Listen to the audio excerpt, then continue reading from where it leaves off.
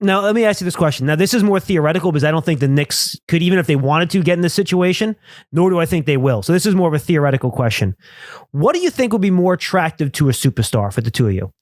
A team that is coming off a 38-win team, a 44-win season with a couple of solid young pieces, maybe one guy that's a borderline all-star that looks competent, or a team that's coming off a 18-win year, they draft a Cade Cunningham level prospect, then they win 28 the next year. They get another, really top level prospect. You have another average young player on the team. Do you think the superstar is more attracted to the group that doesn't have the two young guys with the star potential that won a few more games? Or do you think they were more attracted to the team that has solid pieces, put together a solid team, but doesn't have a guy that has that, Cade Cunningham type of, this guy could be a star type of feel to him? And again, I don't think this is realistic for the Knicks. I'm just throwing it out there as a theory. I'll jump on this because I think it's, and this is a topic we've kind of covered tangentially, but maybe not directly. The notion that you could tank your way into multiple all-star level prospects. I really do think that that's overblown. One, because of the flattened lottery odds. It's hard. And two, because I think there was an article maybe on ESPN this week talking about how very, very, very, it was maybe today actually, very, very rarely do the best three players in the draft end up going in the top three. And oftentimes you'll have multiple busts in the top five. We almost need four shots to get two guys. That's the way I kind of look at it. Yeah, which is why that's why Hinkie was like, this is not going to be a 1 or 2 year thing. This is going to be a 4-year process. And didn't hit with Noel, didn't hit with Okafor, hit with Embiid, Simmons. That's a hit. Simmons is kind of sort of is a hit. So putting that aside, I don't think stars want to come and play with kids. I personally think a star, to me, if a star is going to come to New York, they're going to come. The first thing in their mind is going to be, who can I get to play with me here? Mm-hmm. Right.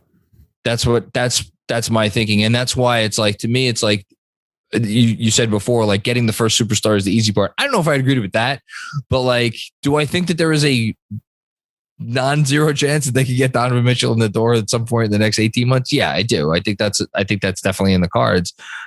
We should say earlier today, report came out. I think Stein might have had it first. Berman also had it, that they hired as a G League coach, Sagana Diop, who used to coach in Utah. So, connect your dots if you want. But it's about who's that tick, next tick. Guy. And yeah. Sorry, Tim. Yeah. Talk about not beating around the bush in his article. Shout out Mark Berman. Anyway, it's just about then who's the next guy. And that's the thing we can't answer. We could look around the league. We go through all 30 teams and be like, well, it could be this guy, it could be this guy, but these guys change teams so often. Yeah. I agree 100%. And the reason is, yes, it is this kind of mindset of why do I, a player in my prime, want to go play with a younger player who still has time to grow? And if the Knicks had Luka Doncic, would I be saying that'd be the different? Opposite? Of course, and it'd be different for that exact reason. And if Dallas, they're in a tough spot just based on the contracts and everything they've got, and being in Dallas as opposed to New York, LA, Chicago. But that aside, Kyrie Irving and Kevin Durant, just to go back to them for a second, they said, I want to play with you. You want to play with me? Where can we go where we feel comfortable and have a supporting cast? And they went to Brooklyn. And we could run the organization. And yes, and where can we exert the power that we want? And they did such a good job that they brought in DeAndre Jordan, and that went really well. But they also had, Spencer Dinwiddie on a super cheap contract at the time. Joe Harris was making next to nothing. They had drafted Jarrett Allen. Karis LeVert was on the team. They were able to build it out. Their mistake wasn't getting another star. It was getting the wrong star, and also a few other things on the way, but I digress. Kawhi and PG. Kawhi, I want to go to LA. Russ, can you tell Paul George to ask if he wants to go with me to LA?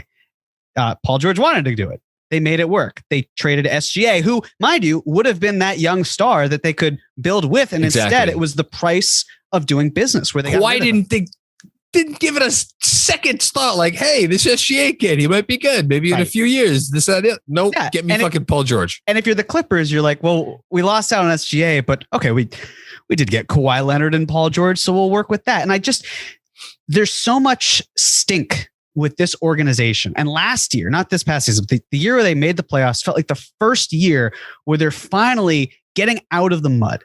And they're finally having this feeling of like, Knicks basketball is on the rise and it feels great. You know, just the brand itself. Look at the Suns when they had Devin Booker, a star, superstar. Some might say, I might say, you might say, I might say, and I declare would say, I agree. Thank you.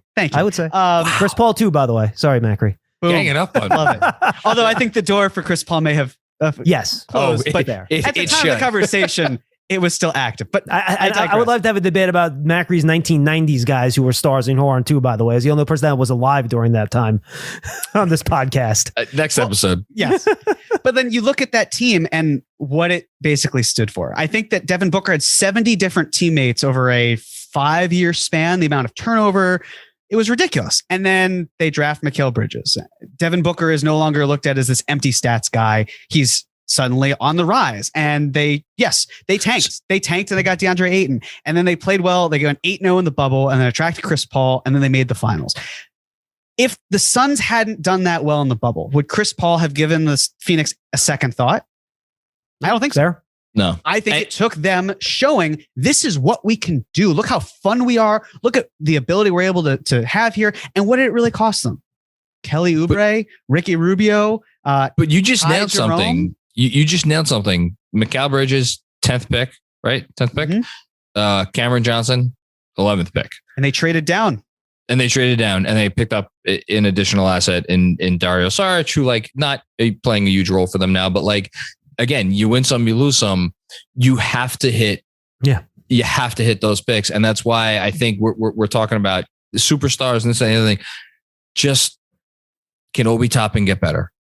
Can Cam Reddish look like the guy? Something resembling the guy that went to Duke, right? As one of the top 4 prospects in the country at some point this year. Can Emmanuel quickly take a step up? Can Quentin Grimes take a step up? Can whoever they draft this year take a step up? Can RJ take a step? Like, I'm throwing a lot of things out there. You know, you could make a list of 5 or 6 or 7 things.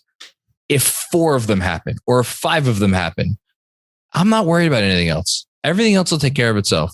You're going to, whether they go and make a move for Brogdon or Brunson or Colin Sexton or whatever, like as long as those 5 or 6 key young guys get a chance to improve and play, which does have to do with like the Brogdon of it all, because like I don't love the idea of that move.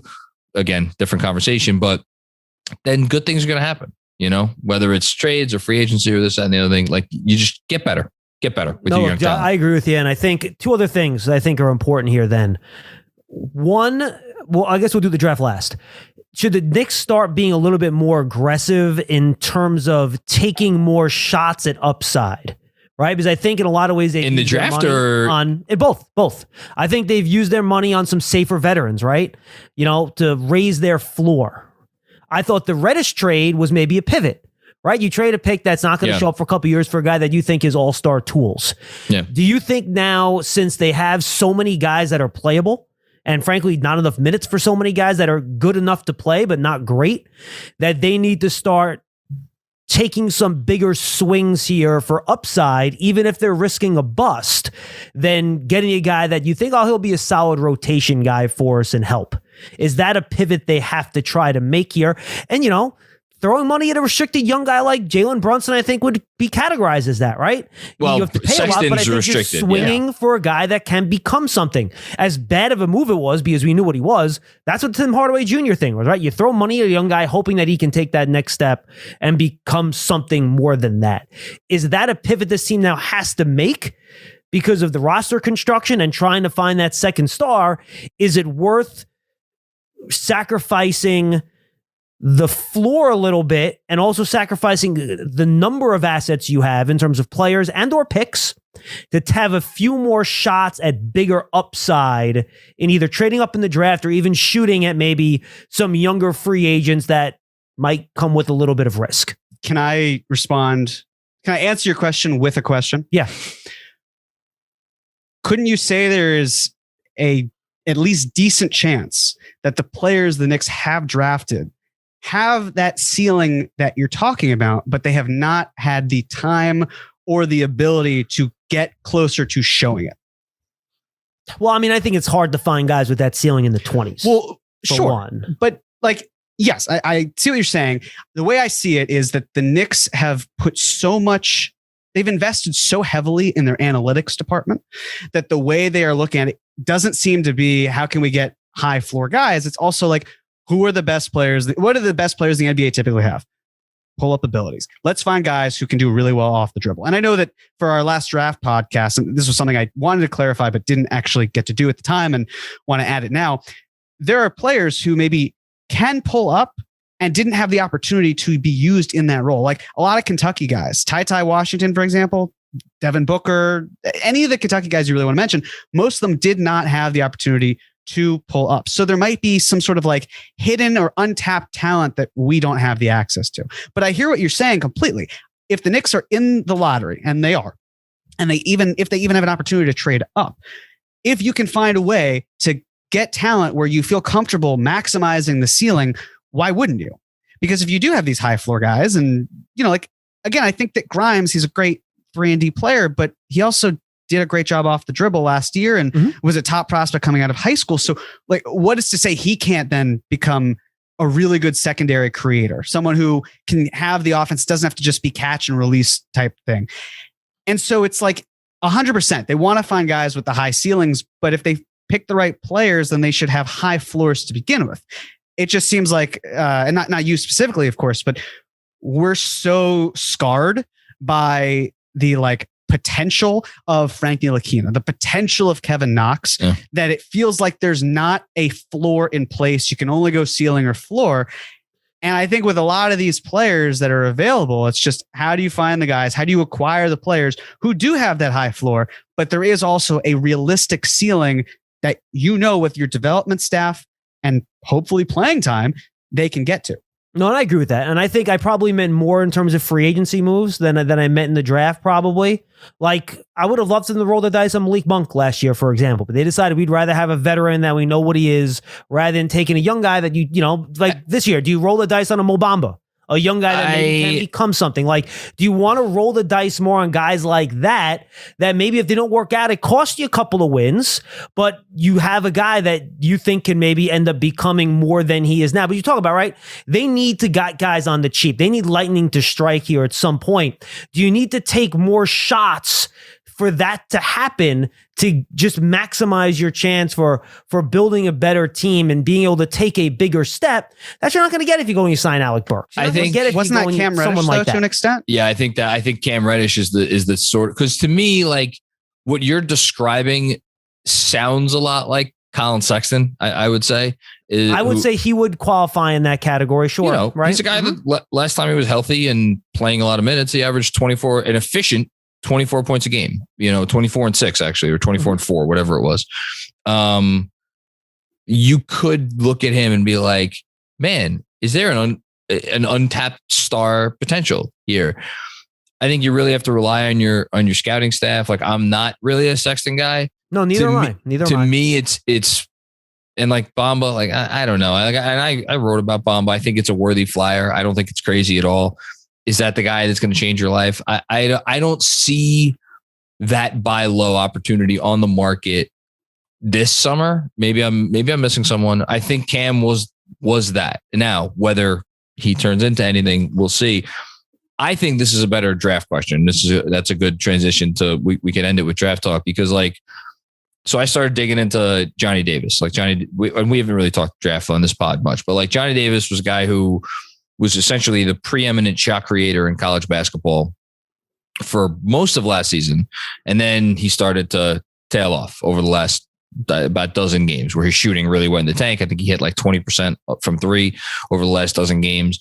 But like, that's a dude that for a while in the college basketball season, he looked the part. And it was like, and there were concerns, sophomore player, like doesn't have blow by speed, like not crazy athleticism, like didn't get to the rim a ton, didn't finish great. Like, but in terms of like pulling up on a dime, stopping, draining those mid-rangers, the mid-rangers we're talking about, had a nice spot up game behind the arc. Like the makings were there. Then he fell off. It looks like you're going to be able to get him with the 11th pick. Is that the move, or do you go more for a guy like Ben Mathurin, who I wrote about for the newsletter today, where I don't think there's any real shot creation upside there, but in terms of a guy who's a movement shooter, creates some real gravity on offense, off the ball, great cutter, he gets in the muck, he gets like 6 rebounds a game from the guard position, does lots of things, great in transition, all kinds of things. Lower ceiling, but to me, it's like, again, it goes back to Phoenix. Cam Johnson, Mikal Bridges, not super high ceiling guys, but those were the right picks for that organization. Well, but they already had Devin Booker. That's the difference. And yes, they did. But Devin Booker still wasn't Devin Booker how we see him at the time. But when they drafted Cam Johnson, he was getting close. Don't get me wrong, he was certainly better. But it's like, I'm not trying to compare Devin Booker where he was at when they drafted Cam Johnson and RJ Barrett at this moment. I just want to make that abundantly clear. But I think that a lot of the kind of concerns, or like it wasn't efficiency so much with Devin Booker, but it was like, is this guy just a pure scorer who doesn't have an impact on winning? And I think with RJ, those aren't the same concerns, but he has his own, warts that feel that way. And volume score like on a bad team, which is always a red flag. Yeah. Exactly. And when there's that type of overlap, you kind of wonder about the direction and where you go from that. I think for Johnny Davis, I think I saw something where like he had a ton of dunks early in the season. And he had like one towards the end, which kind of the drop off might have been due to injury. And if that's the case, then you wonder, okay, well, if he's so good, does he get picked early? There was an injury later in the season that he suffered. Yeah, ankle, I think. Yeah. Yes. Yeah. And I really like Mathurin. I think there's certainly room to grow there, and the explosiveness, it adds an element that the Knicks don't necessarily have. Yep. And yeah, that's where you certainly want to build and accumulate in terms of the assets that you've got there. But that's why I feel like if the Knicks need to move up, do it. Even if I don't necessarily agree with the player, if they feel that that's their guy and they need to take him off the board, commit. Absolutely. That's where I'm at. That's where I'm at. I think we all have to trust Walt Perrin to know that guy, right? Based on his history, we have to trust him. We have to. The funny thing is that Perrin's hits are like the end of the lottery and out. Right, I know. With like you got the Trey Burks, the world, the Ennis candidate, but still, like even still, yes, you trust him, and I think that the beauty of it is still the fact that the Knicks have so heavily invested in the analytics side of it. You pair his eye with their numbers, you get something that can be at the very least good. And then if you're trading from depth and looking to get the star or the superstar or whatever, then you're in a good spot. But yeah, they need to take a stab here because hopefully this is the last time that they are in the lottery for a while. I hope to not see them in the lottery for another 15 years. Well, and I'll say this too. You can't draft bigs. I mean, guys, let's just be honest. Like bigs don't turn the needle. I mean, DeAndre Ayton, he's not a bust. He's a really good player, right? What is he, the 4th most important player on the Suns? Yeah. Literally the 4th most important player? Well, I mean, if he was the 3rd most important player, they might still be playing, but yeah. Well, exactly. But guys, and that's why I still think, I know fans love Obi, and I have no problem with Obi, but that's why when you don't pick bigs that early because he does so much more with the creation. Yeah, like, I think he's not like, to me, they're like bigs who are rim runners, play the 5 and not a whole lot to unlock. Like if you took Mitch 8th overall, for example, or in the lottery, then it'd be a problem. But with Obi, he does enough connecting. He's creative enough where like he improvises with his cuts, even though Thibs doesn't have him run it. It's just the problem is he's been so relegated to, hey, spot up in the corner. Hey, like we're not going to run things with you, but get creative and you eat what you kill, sort of thing. Right. But my bottom line theory is that, and what he did, he was just so dominant that you have to look at what can come from that. Sure, fair. But you still can't draft a big here. I mean, if you're in the Knicks, they shouldn't. They should not draft a big here. And John, you also, I know this is going to hurt you inside. You can't draft for Thibs. Because I know Tibbs, Tibbs needs this for a system. Tibbs want this. I don't give two craps what Tom Thibodeau wants. You tell him we're giving you this player, you coach him, because it doesn't matter what Tom Thibodeau does. When this look, if you're looking at 2025, 2026 timeline, guess what? Tom Thibodeau ain't going to be here. But that's doesn't matter how good of a coach he is. Doesn't matter what he does. He ain't going to be here. So you just pick the guy that you think is going to be the best guy in 4 years. There's no one on this roster that should prevent you from picking a player. I don't want to hear a fan say, "Oh, they have Emmanuel Quickly. You can't draft this guy." No. You draft him. If you think you can draft over anybody on this roster, draft the best player available. It's not even a conversation. Wing or guard, not taking a 4 or a 5, unless it's like Paolo Banchero, who's basically like a small forward and a power forward body. But like you have to. The Knicks need efficient creators, right? Obi's a finisher. He's not an efficient creator, right? Listen, if you could trade up to take a stab at a guy like Shaedon Sharpe. Right? Well, I mean, I don't. Yeah, sure. But yes, that would be great. Either of those two guys, I would have. I don't. There's a part of me that wants to be like, I don't even care what the trade is. If they have that much faith in one of those two players, and they are able to go up and get them, and they think that's going to be the difference maker that we're talking about, like the found money, like what you need to jump there to get things going, go do it. I do think there's some overlap though between what Thibs likes and what the front office wants.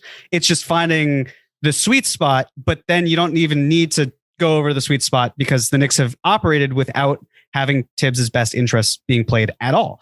Like, as much as I am not the biggest Thibs fan, I know of the three of us, I am probably most on the side of like, let's consider getting some new life in here in the not so distant future. No, I would have no problem if they made a move with coach. I'd be fine with that. I wouldn't either for the record. Right. As I've said, it's still like he's experienced enough where he knows work ethic. He knows drive. He knows passion. He knows what talent looks like. He didn't do a very good job of it as president of basketball operations, but he's also not being asked to do that.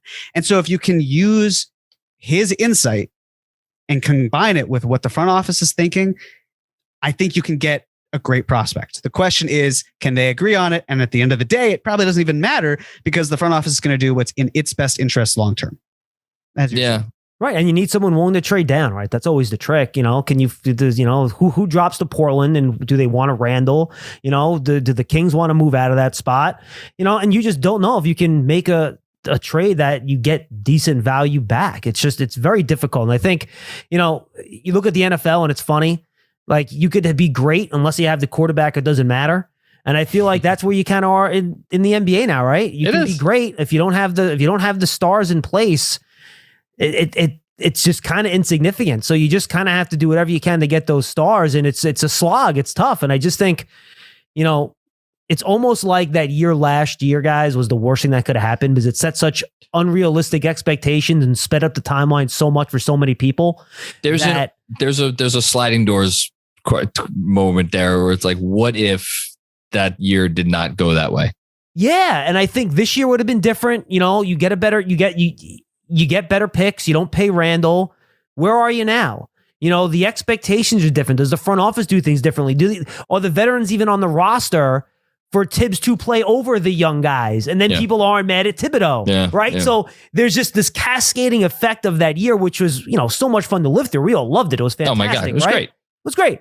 But in the end, is that something that actually hurt this team in the long term, which would be such classic Knicks where their one good year in 10 years actually hurts them? We're going to find out. In the long run, it just sucks. It comes down to the players they drafted. We're going to find out this summer, I think. I think for as much as none of us are expecting a lot this summer, this summer is going to tell us a lot about the direction of the franchise and where they think they are. And in terms of this whole conversation that we've had, I think they are going to answer a lot of these questions for us with what they do over the next, whatever it is, 6 weeks, right? Do you guys think Burks and Rose are on the opening day roster next year? Because those to me are the two key guys, right? Those are Thibs' guys. If Burks is here, he's playing 35 minutes. If Rose is here, he's playing 28 minutes. Period. Stop. It's happening. Does the front office leave them there for Thibs to do that, to take the minutes away from Cam Reddish, to take the minutes away from Emmanuel Quickly? Do they allow that to happen? That to me is a huge question. I think one is here. I think both are gone. I hope you're right, Jeremy. I actually hope Jeremy's right too. I do too. Let me ask you this. Julius Randle, Evan Fournier, Derrick Rose, Alec Burks, Nerlens Noel, Kemba Walker. 6 names. Give me an over-under for how many of those players are still here. It's a good question. See, Fournier is a guy I wouldn't sell long because I actually think Fournier is okay. I think Fournier is fine. I think he helps you win. I think he's okay. I mean, they would trade Noel if they could. I just don't know if anyone's going to take him, to be honest with you. I would say you're probably at 3 of those 6 guys will be back. I was about to say the over-under should probably be 3.5 that are still back because Kemba's the easy one. Kemba's the easy money. Yeah, Kemba's going to be gone. One more is going to be gone. I don't know if they're going to be traded for another veteran that needs to play, but like you could count on at least one more. It's really like, because if you're saying then 3 of the 6, I mean, I would love if like one of the 6 was back, but I don't know if that's realistic. I'm going to say 4.5, but I actually call me crazy. I feel like it could be over 4.5. Are back. I'm sorry. If we're saying back, which is yes, you're right. Oh no, okay. I'm gonna go then. What 1.5? 1.5 back. So who's most likely to be back, and who's most likely to be gone in your opinion, Jeremy? Well, Kemba for sure, absolutely gone. I will beat this drum until I'm blue in the face, consolidating away for a player like Gordon Hayward, where you're able to turn Fournier, maybe it's Noel, and or Kemba. Math still works. Whether or not they're 2 or 3 of those guys, one obviously being Fournier going out, that could do it. Again, I just don't see Julius returning. I know that we've talked about it. I know we've gone over the teams and the players. I understand the implications. I don't see him being here. And then with Derrick Rose, I will still maintain that if the Knicks are able to get someone like Jalen Brunson, like Malcolm Brogdon, whoever it is, that the player likely going out is someone like Derrick Rose. And then you have the question of Mitchell Robinson. Is he going to be here? If he's not going to be here, and how the Knicks handle that, are they trading for a center? Do you have Alec Burks being shipped out for a center? And lo and behold, I've just named all 6 guys. And it's like, it really just takes what? I mean, it seems like 3 to 4 trades is a lot. And don't get me wrong, it's a lot. But this summer, because free agency is weaker, I don't think people are necessarily anticipating how crazy the trade market could be. And I think that as Knicks fans are so comfortable watching this team. And I don't mean that in a good way, but just like we know what this team is. We know the players. We're naturally more sour on them because why shouldn't we be? And I just think that like you look at other fans, they see buy low opportunities. And if Knicks fans at the point are like, great, get this guy off the books. And other fans are even saying, oh yeah, we'd be willing to do something that's marginal. The fans don't control the teams, but even still, it just goes to show that other fan bases all have their thorns that they get caught in. And we're no different than that. I agree with everything you said. I also agree, Kemba. There is literally a better chance, John, that you would suit up for the Knicks for a game next season than Kemba Walker. I'll disagree with Jeremy, and I think Fournier is the one I would probably put the most money on to be back. Although I think he could be traded. And my low key, I'm starting to envision a world where he's back, and it's not a world I thought I was going to envision like when the season ended, that's for sure, is Nerlens Noel. Because if Mitch goes and Mitch and the organization part ways, Noel gives them an interesting opportunity of a guy who's like an expiring contract, and he's like they already know from experience, like if he's healthy, he's serviceable enough to play 30 minutes, 25, 30 minutes a night. And it's an interesting position that they could be in when it's like, all right, if he's healthy and he plays, great. If he's not healthy and he can't play, or we don't want him to play anymore and we stick him on the bench, we could go that direction too. And there's your route to playing Sims and Obi at the 5 and like whatever else. Like, I think he gives them like, because I don't think they're going to find any takers. And I also don't know if they're going to like pay anybody to take him off their hands. I don't know. I wouldn't be shocked if Noel's back. I'll just say that. Well, do you think there's going to be a come to Jesus moment between Thibs and Leon Rose this offseason? Have they had the conversation already? I think it already happened. Because right, that's what I'm saying. Has it happened already? Like maybe it has. Like I think there's a succession plan in place. Because my bet is that they don't want to come in the middle of a year and tell a head coach who to play. And right, you shouldn't do that, by the way. That's not how good organizations function. No. But you can have that conversation in the offseason, certainly. And the question is, did that conversation happen? And how much is Thibodeau going to agree with that and go along with it? And if not, how short of a leash does he have too, right? I mean, these are all, I think, things we don't know. There's so much we don't have answers to right now, which kind of makes it so much fun, right?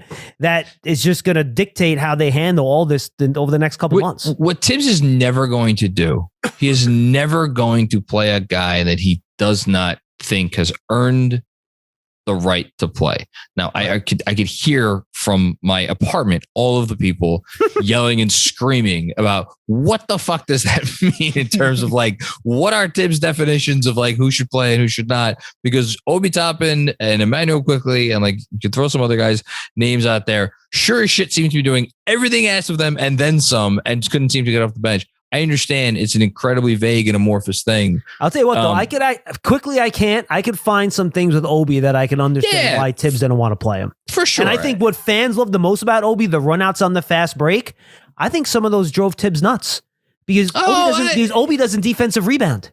And if you're big in Thibs' system, you're better sure as hell defensive rebound. And Obi does not defensive rebound well at all. I think that is a low-key, huge reason why he doesn't get on the floor more for the Knicks. That's often where the fives come into play. Like Mitch, Sims, Noel, like those are the guys and their guards and they love their guards getting in there and rebounding. That's why by the way, I don't agree with Thibodeau's sentiment. I just think that's what he thinks. But I think you look at why Emmanuel Quickly, like I don't know what his rebounds for 36 minutes were by the end of the year, but it was really freaking good. And that's a schematic thing. I think I'll give Obi this. I think his timing on when he breaks is pretty spot on most of the time. I don't think he breaks too early. Anyway, I didn't mean to interrupt you. I'm sorry. No. I think he won't play a guy that he doesn't feel like has earned the right to play. And that means Cam Reddish ain't playing, bro.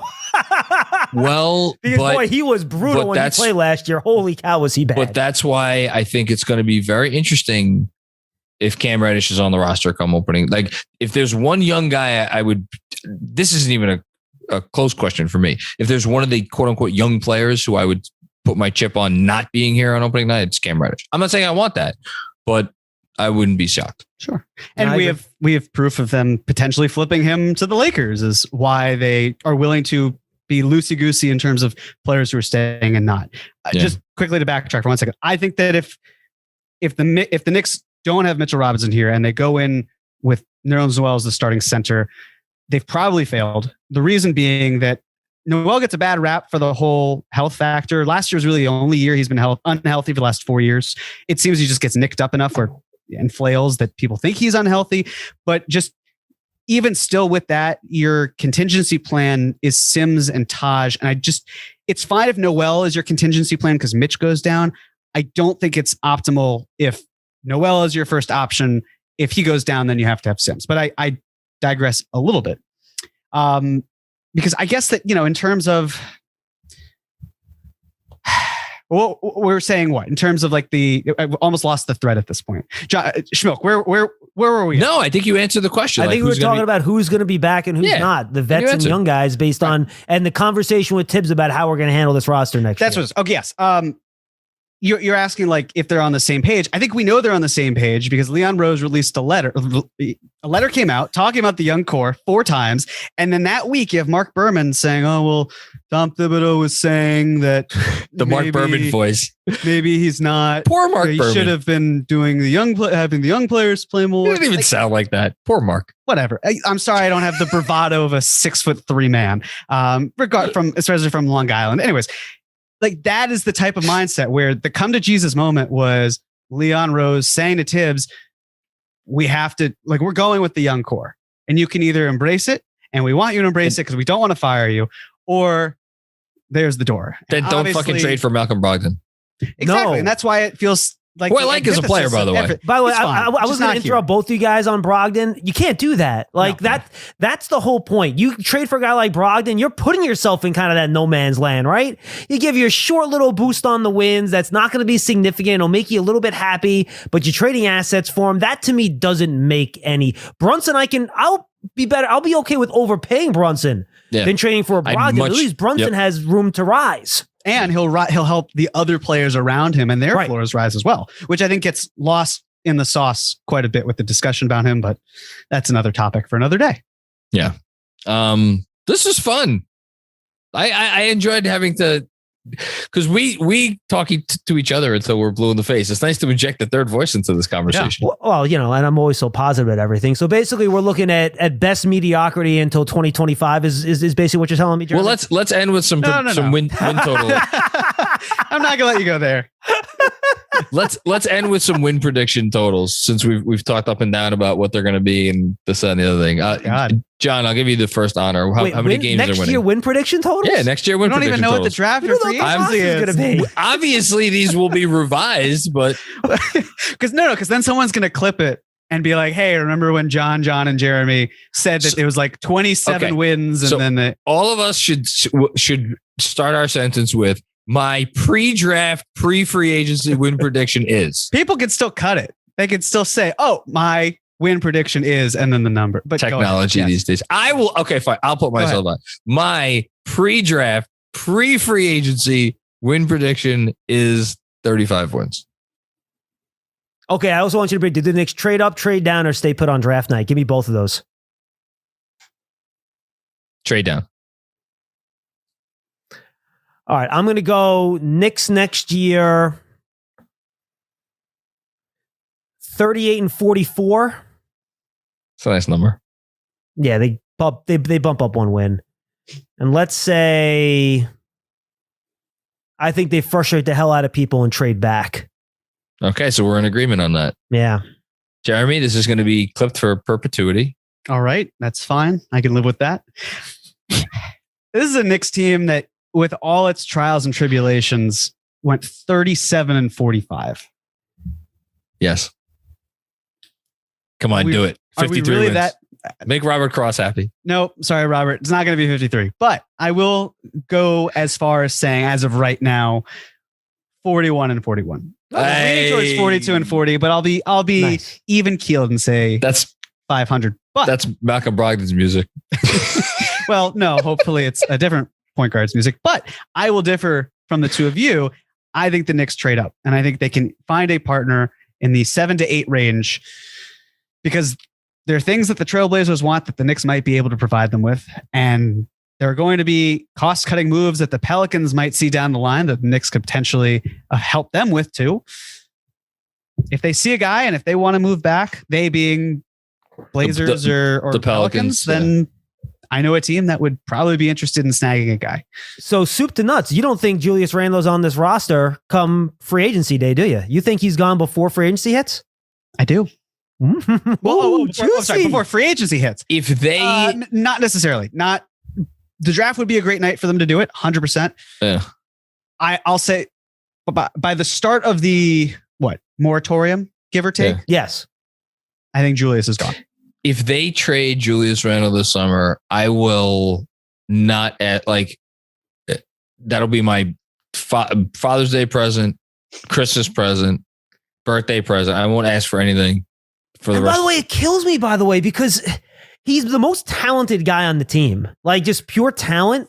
But my God, watching him last year, you want to put your face through the wall. I mean, he was just so irritating. It's not what you want. It's frustrating because you thought you had the found money, John, like you said, and he was your cheap way to a superstar. And then he found the money and he took it. He did. Right. All $106 million. And then to bail like this when his value was low.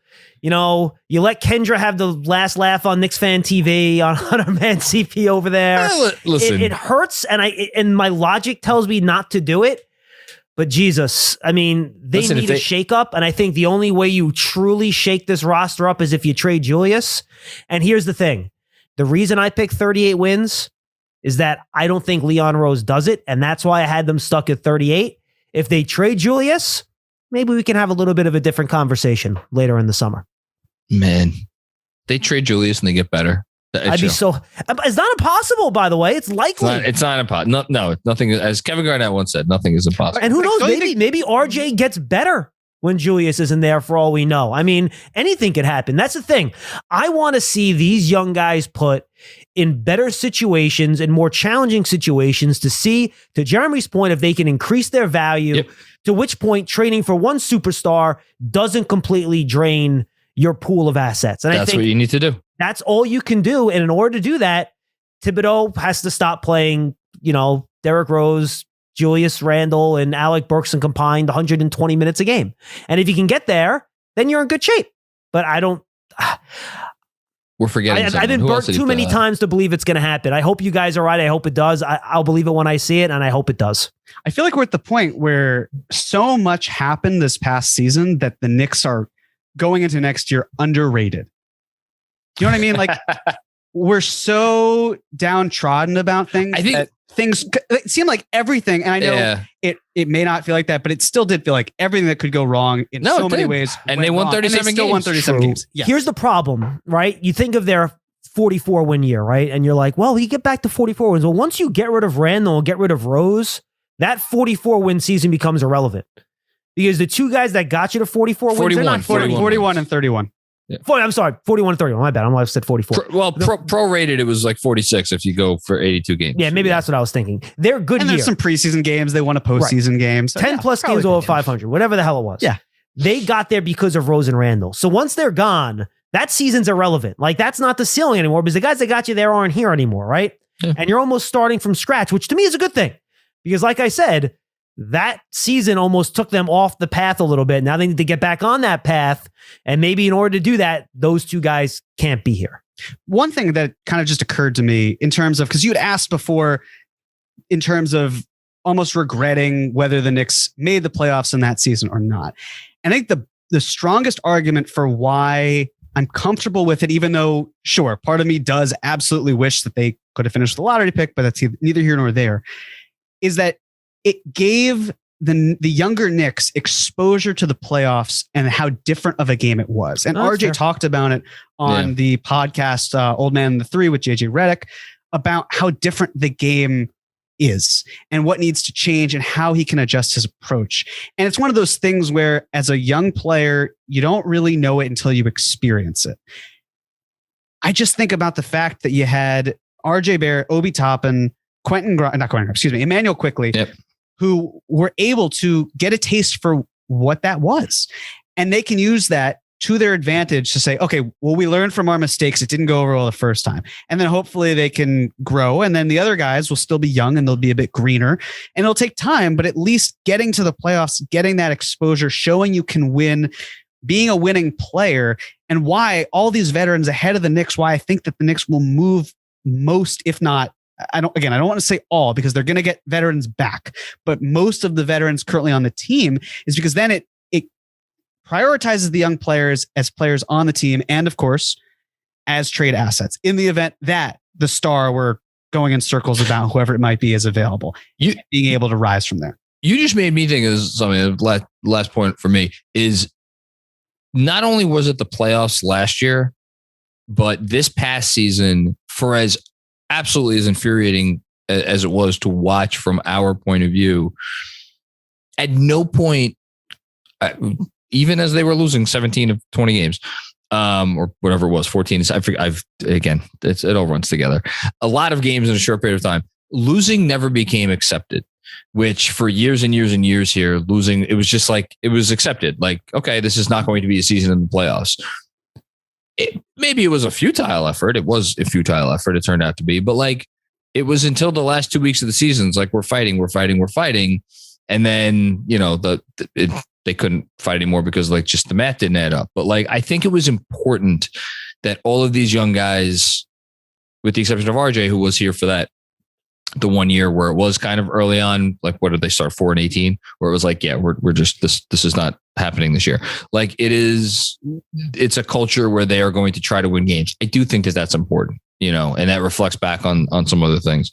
I agree with that, John. By the way, though, the funny part of this though is that losing has to be a little bit acceptable to the owner, Because if the owner doesn't accept some level of losing the next I think it years, infuriates him. This whole plan can be derailed by one phone call and one bad press conference after a game by the owner. Like, because if he says, look, I don't want to wait till, 2024 to wait for someone to demand the trade or then wait for free agency in 25. I want results now. Yeah, but and that's that why he hired Rose Leon into a bad move, or you start firing people and you bring in a new guy and whatever. Like, the thing about rebuilds, there has to be some acceptance of losing in the present to improve in the future to some extent. I'm not saying but there's losing and there's losing. If he wanted to go that, we know he doesn't accept losing, which is why Sam Hinkie's not the GM right now, and that's why Leon Rose is the GM. No, you're right about that. Yeah, and I think he's accepting of the process, different process in a different context. Well, what are you selling if you're the Knicks? Like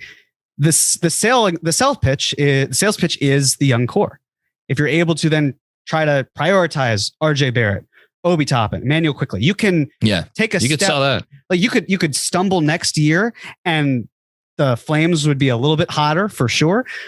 But I don't see it as like, and hopefully I'm wrong here. Or I guess hopefully I'm right, that Dolan doesn't say, go get me a star. And that's that. Well, if you fail with the young guys, I think the fans are more accepting of that, Jeremy. You're not going to have boos, raining. And you know what? It won't be because of a lack of effort. It will never be a lack of effort with these young players. And that's all we want. And that's why it was so heartbreaking with Randle, because he was eating out of the palm of our hands, or we were eating out of the palm of his hands, whatever. And now we're in this spot. All fans want is hope. Right. And if you see the young guys out, I'm serious. Hope and effort sells, guys.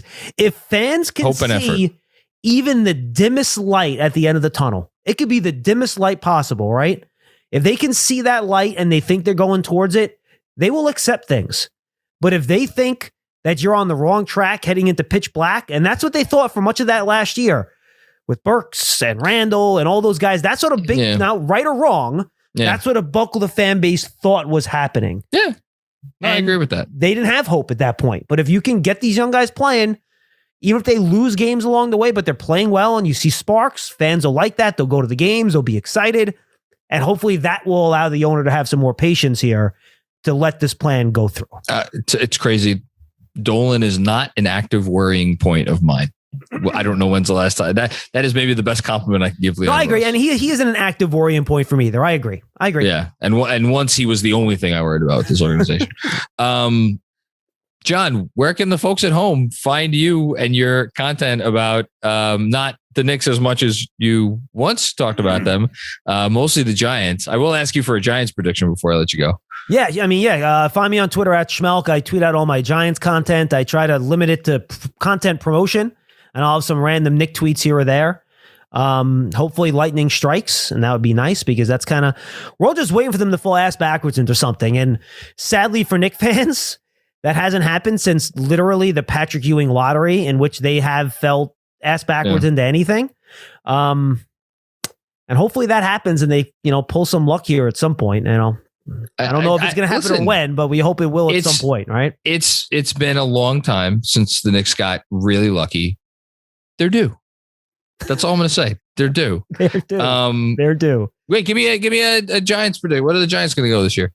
I think this is going to be one of those reset to start, then the next year start moving up type of thing. I've been all our Giants content. Check out the Giants Podcast Network, by the way, giants.com/podcast. We have our daily call-in show, Big Blue Kickoff Live every weekday at noon, the Giants Huddle Podcast. Check it out. I think this is a step back to move forward here. So I think you're probably looking at, probably a couple more wins than last year, maybe somewhere in the 6 area, maybe 7 if things go well. And then you make further roster changes next year. You make the decision on the quarterback. Hopefully he's really good this year and it makes the decision easy. And then you kind of go from there. And I think, the first year of a new regime is rough because it's not their guys, most of the guys on the roster. So you got to figure out who they like, who they don't. The cap situation got squared away this year with a lot of casualties along the way. Next year, there's a couple other guys they can make tough decisions on. So much like the Knicks, the Giants have kind of had a bunch of resets every couple years the last decade or so, which is not a way to run a successful franchise. John Mara has said that many times. So hopefully this is the new addition that sticks and it works and they begin building up and doing well again this year. Who's in New York longer, RJ Barrett or Daniel Jones? Oh, I think you have to bet on Barrett at this point. Okay. So I was hoping you'd say. Yeah, I think you have to. And by the way, he should be. I don't hate RJ Barrett. I don't know. I just You don't made think he's a pretty future good case. All-NBA player. If not thinking he's a future All-NBA player makes me a hater, then I guess I'm a hater. But we're not that dissimilar there. This was great. Yes. John. Yeah, what do you got, Jay? I got 2 questions. Number one, what game does Tyrod Taylor become the quarterback of the Giants? Oh my God. Number 2, what quarterback are the Giants picking next year? Well, when does Daniel Jones? They're not going to pull Daniel Jones for Tyrod because of performance, in my opinion. If it is because of injury, and I mean, hell, predicting injuries, I have no idea. We'll see. Tell me where they're picking, and I'll tell you who they might. If they're winning 6 games, are they picking 7th? They're picking 8th? Yeah, probably somewhere in that area. I mean, I think if you want the cream of the crop, you're probably gonna have to move up, and then that gets tricky. Who's up Josh there? Allen, didn't he go 10th, 11th, 12th? You could, that's true. You can, if you roll the dice on somebody like that.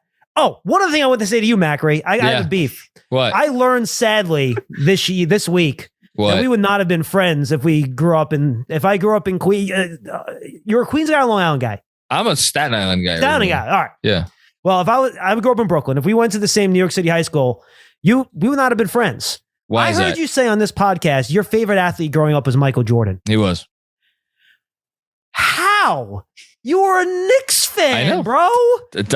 I knew so many people that were like you in Brooklyn, and he's not alone, Jeremy. There were people that claimed to be diehard Knicks fans that loved Michael Jordan. And my question was, what did you do when that man ripped into your heart? Oh, it's the Temple of Doom and tore your heart out of your chest and wasn't even gracious about it. Spiked it, stomped on it, laughed at you. Like, how did you root for that guy? I didn't root for him. Did that to you? I didn't root for him when he played the Knicks, obviously. But how could you root for him after he gets past the Knicks? He was my introduction before the Knicks. Actually, I don't think I ever said this. He was my introduction to basketball before the Knicks. Yeah. So I knew about Michael Jordan. Literally the first, my God, my older half brother. I'll never forget the first conversation I ever had with anybody about basketball was you got to see this guy, Michael Jordan. He literally hangs in the air. And I was like a 7-year-old kid. I was like, oh, that sounds cool. And then I, watched the game and I was like, and then realized oh, my family follows this team that plays locally. And then obviously I was sucked into the Knicks, but I don't know. He was Michael Jordan came first. Jordan was first. That's the difference. Well, he was first, the first thing I was familiar with basketball, but the Knicks were obviously always first in my rooting interest. I never that makes sense. So if you knew about Jordan and fell in love with Jordan before you fell in love with the Knicks, that's at least a decent explanation for me. Yeah, I don't know if I fell in love with Jordan before I fell in love with the Knicks, but I knew about him and I definitely he was this mythical figure. I'm talking when I was a little kid. Right. And then, but no, I mean, the Knicks were first, second, and third in my rooting interest. I never rooted against the Knicks. So did you root hard for the Bulls in the finals against the Suns the year they knocked the Knicks out of the Eastern Conference Finals? No. Because I was like, Thunder Dan, let's go. That was my first year really watching basketball, 92, 93. And I don't even think I was really rooting for, I'm sure I was probably rooting for Jordan in that finals. I was definitely rooting for Jordan to get after I rooted for the Knicks when they played the Bulls in the 95 playoffs. No, 96 playoffs. But then once the Bulls won that series, I rooted for Jordan against the Sonics. And then I rooted for him against the Jazz. You hate Karl Malone, huh? That's the other thing I kind of got. We're kind of an anti-Karl Malone podcast. And probably John Stockton. And by the way, you also said you think Reggie Miller was closer to being a superstar than Patrick Ewing. I mean, dude, come on. Do you know how many big shots Reggie Miller missed in the 90s? Oh, just as many as he made, bro. Probably more. Yeah, when you say it like that, it doesn't make sense. I'll say this. Reggie was a guy who you trusted. I think I had faith in him in a big game. No, sure. Did you not have faith in Pat? Honestly, not. I did. let me rephrase that. I did have faith in them, but my faith was not rewarded very often. Yeah, well, It's just, sad but true. yeah, too many bad trades trying to build around that guy. Oh my gosh. Well, no, listen. I think if they brought in the right someone to play along with him, I think Pat would have been a champion. Oh, that's what I'm saying. Like they just couldn't build around him. I mean, the fact that Starks and Oakley were the two best guys to play with Ewing until he was it's ridiculous. And then of course Andrew Lang just ruined everything. Because if that Andrew Lang play doesn't happen, they could have won a championship with Ewing pre-fat Achilles injury, and then with because that lockout between the Achilles injury and the lockout, that probably shaved 2 years off of Ewing's career. You might be right there. You might be right, and he still gave it a go in 2000. He outplayed Morning. He outplayed Morning in the 2000 series. Eastern Conference. In Eastern semis. Yeah, in the semis. And then ran out of gas against Indiana, unfortunately. Man, I did not. Calling you Don Macri because I feel like I'm getting a lot of Donnie Nelson vibes from you. I bet you would have. I mean, listen, probably trading. I would have traded Patrick Ewing for Shaq. Yeah. Any other thinking person. Yeah. Oh, man. I did not expect to be going down the memory lane here, but I'm happy we ended here. Okay. Good talk, guys. I appreciate you having me on and give me a chance to rant and rave a little bit. Thank you. Pleasure's all ours. If you're not following Schmeelk, go do so. He's a great follow. And obviously, if you like football and you like the Giants, you will not find any better Giants coverage out there than from this man, John Schmeelk.